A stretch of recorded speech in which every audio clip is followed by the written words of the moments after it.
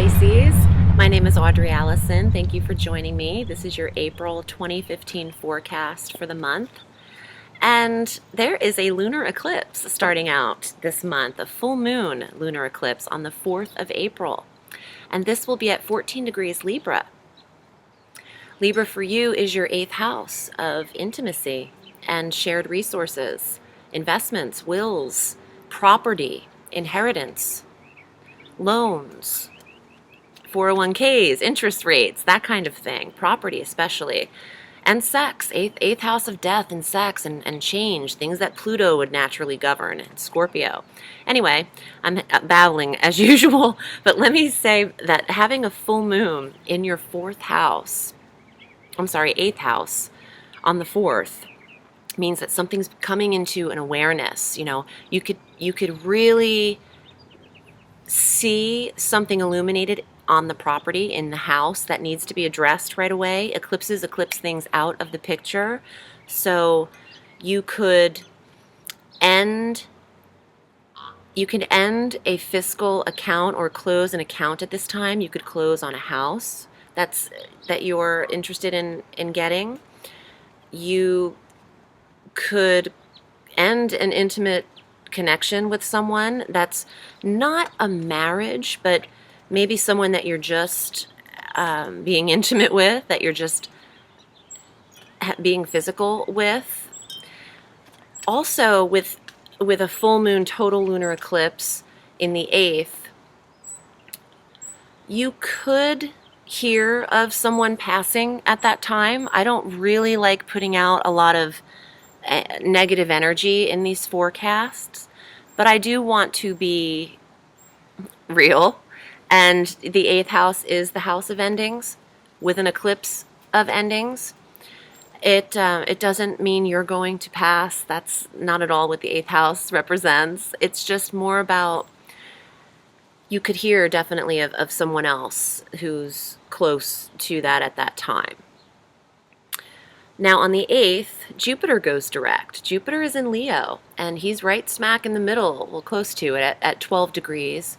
But he'll be direct now from April 8th through August 11th, where he can really get to work. He's been there trying to work his opulence as much as he can, and also to be involved in the grand fire trine that we're experiencing between Uranus and Aries. And Saturn, well, it's not a grand trine yet. It's just a trine with Uranus and Aries, a trine, and Jupiter and Leo. But when Saturn gets involved, or when any transiting planets enter Sagittarius, then it becomes this grand fire trine that we've been having. So now that Jupiter is direct, my point in this is he can actually do what he does best, which is bring in the optimism, bring in the faith. And Jupiter will go direct in your 6th house of health, daily work, regimen, and routine. Having him, working his magic there, Pisces, you're feeling better. If you have been ill, Jupiter direct in the 6th house of health is amazing for feeling upbeat and for having good faith that things are going to be okay, because Jupiter is faith itself.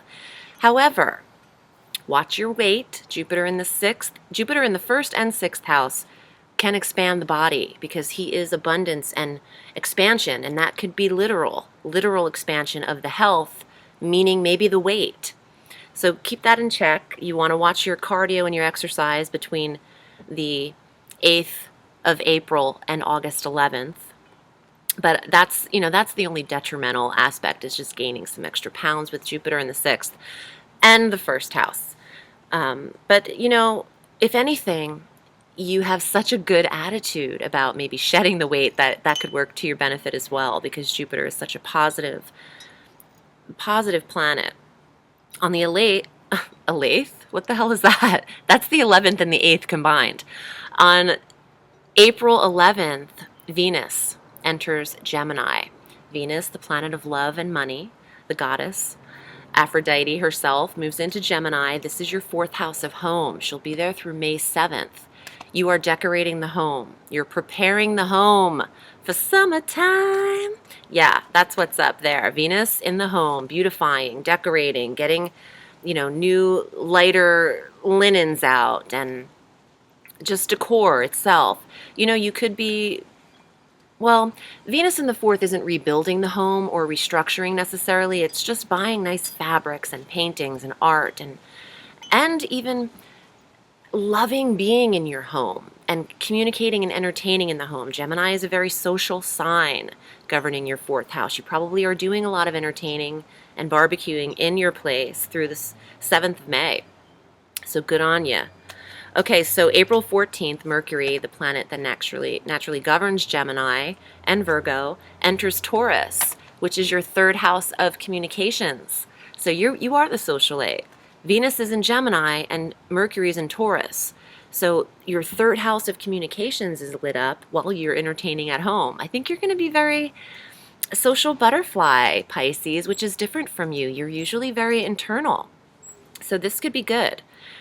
Take advantage of Mercury in Taurus through the 30th of April. He'll make another transit by the time the month is over. He's so quick.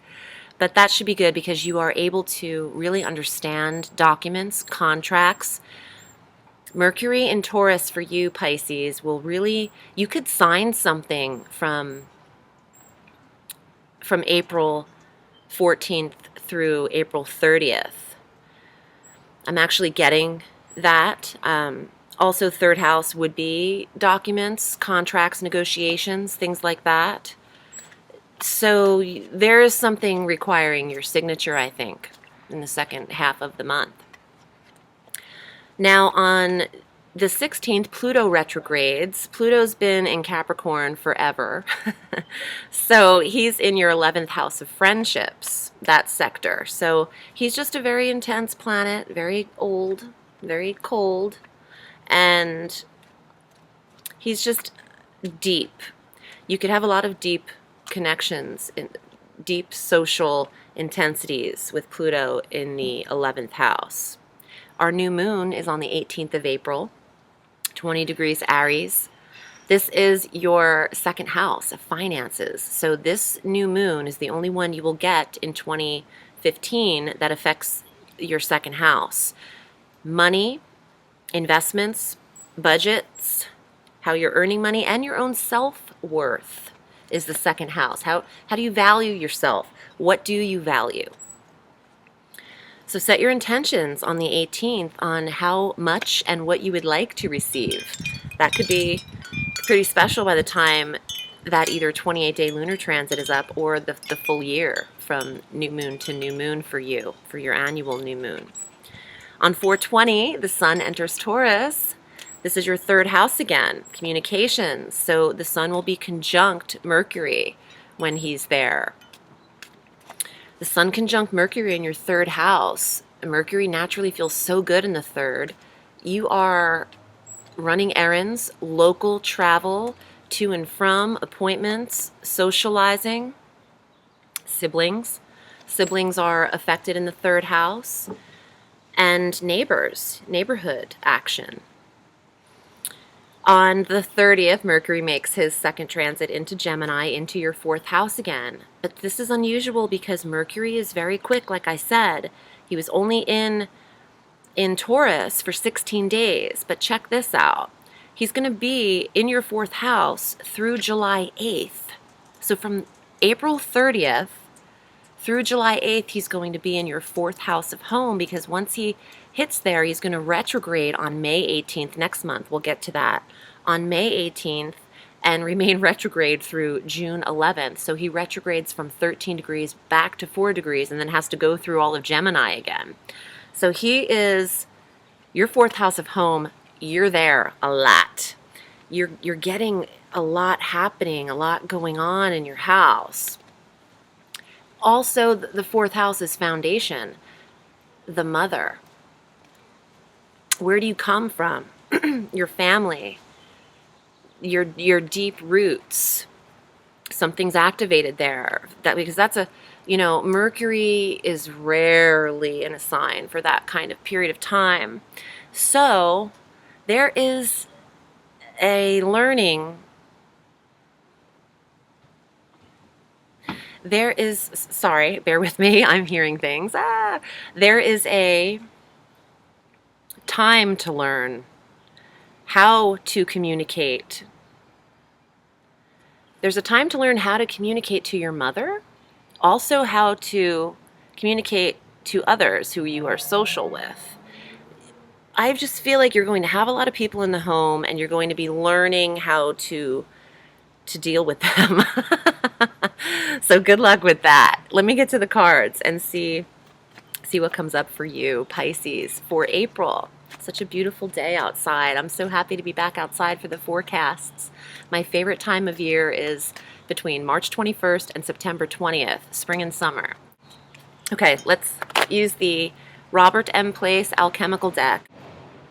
Let's see what happens for Pisces. Ace of Swords. Victory. Victory. A clear thinking, a good idea, wisdom. The Swords cards are the mental cards. So that's showing a sharp decision, a decision that you came to. King of Coins, the highest coin card in the tarot, the master of your environment and your occupation. The Knight of Staves, relocation, property. This is your 8th house that's activated. And also 4th house. You've got, the 8th, the 4th, and the 12th are the deepest houses, most spiritual, but also the most related to property or homes. So you have the relocation card happening here. Ooh, snap. And the 10 of Coins. These are fabulous money cards. The King of Coins and the 10 of Coins. So, together, your good idea and your positive thinking, your wisdom that you've accumulated, you're going to be victorious here, Pisces, in what you are waiting for as far as your money. What's on hold for you? Who's holding you up? This is a selfish man, too. This could represent someone very materialistic and selfishly wanting to earn all of his money, maybe not where it's due. So either you are that person at times, Pisces, or you're dealing with a selfish man. You see how he has the coins in front of his eyes? It's the only thing he can see. He's not thinking of the deep emotional aspects. So maybe that relates to some of you. Now, this guy, this knight, he's standing. You see how he's like staking his claim? He's like, I've got this land underneath me. It's the desert, too. Some of you could be buying homes in the desert. He's accomplished something. He took action. The fire in this, he took action to receive this property and to make it his own. So for those of you looking for something new or looking to develop the property you already have, this is a really positive card to pull for you. If you'd like a private reading with me, I read all through the week. My name is Audrey Alison. Pisces, have a beautiful April, and I will see you next month. Bye. Have a sweet day.